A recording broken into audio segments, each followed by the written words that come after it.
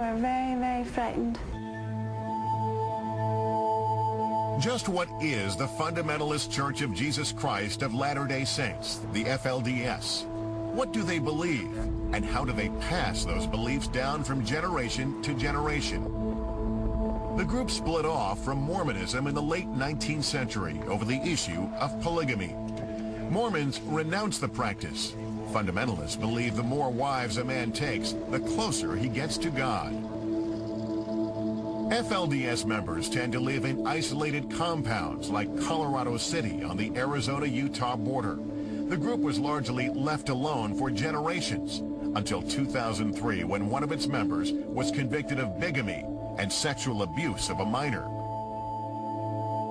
That's when the group's self-proclaimed prophet, Warren Jeffs, bought more than 1,000 acres of land in Texas and began building a new home base. Law enforcement was starting to investigate much more seriously the activities in Colorado City and in Hilldale, where the faith is based, so he knew it wasn't necessarily safe. That's why he went underground.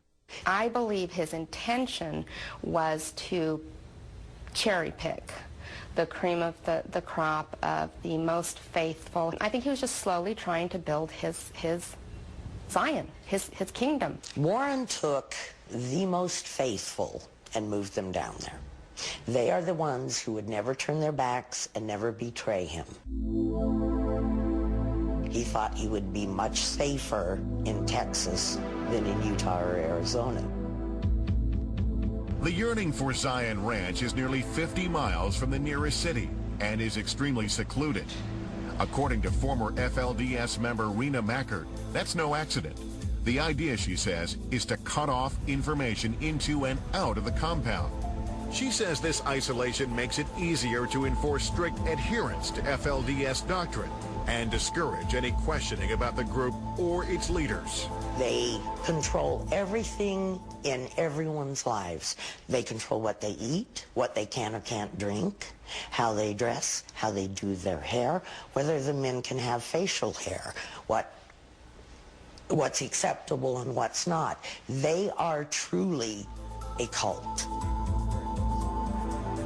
Rick Ross has been studying cults since the early 1980s and closely watching the FLDS since the early 1990s. He says the group has about 12,000 members and exhibits some cult-like characteristics.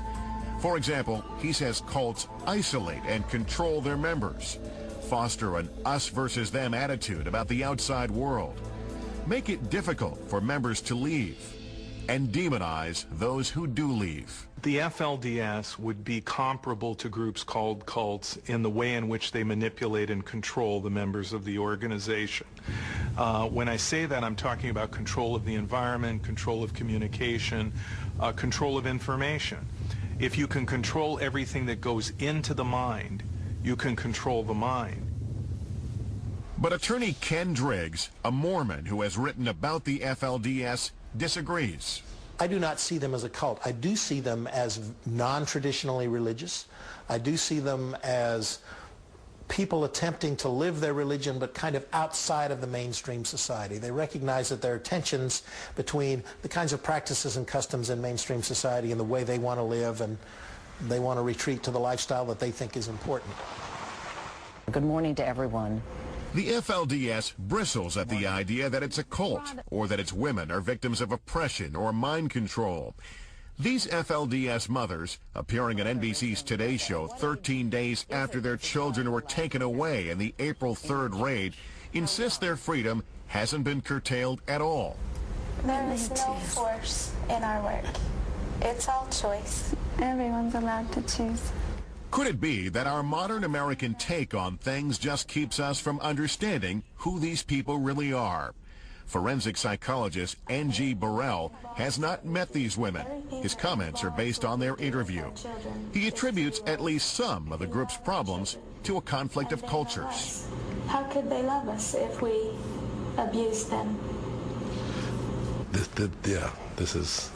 I think right here is the crux of the entire situation. It's how you define cult. It's how you define normal. It's what you define as abuse and not abuse. From their perspective, I have no doubt that what went on in terms of the conduct between adult males and their adolescent daughters was not abuse from their perspective. I have my children, and they mean a lot to me. It's not that this was sort of a wanton sex orgy. I don't think that that's what was going on, but it's about fundamental beliefs and the beliefs that are out of line with the rest of the culture.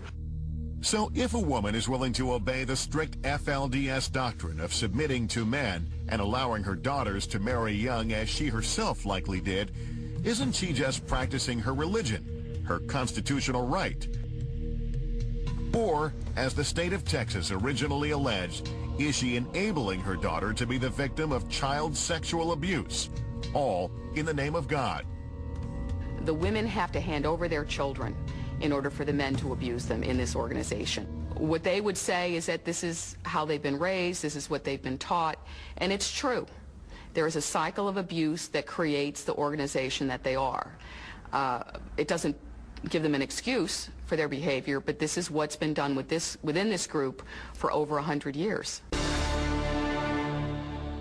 The music we listened to was priesthood music. The books that we read were sermons. A lot of our time we sat out under a big tree we had in our backyard sewing, you know, by hand, maybe some little doll dresses. For Kathy Jo Nicholson and for many girls, the FLDS was an idyllic existence, a safe haven from an evil world. One of 13 siblings, Kathy Jo was raised by her father and 3 mothers in Sandy City, Utah. From an early age, like all FLDS children, she was taught to obey the prophet and never to question the group's doctrine.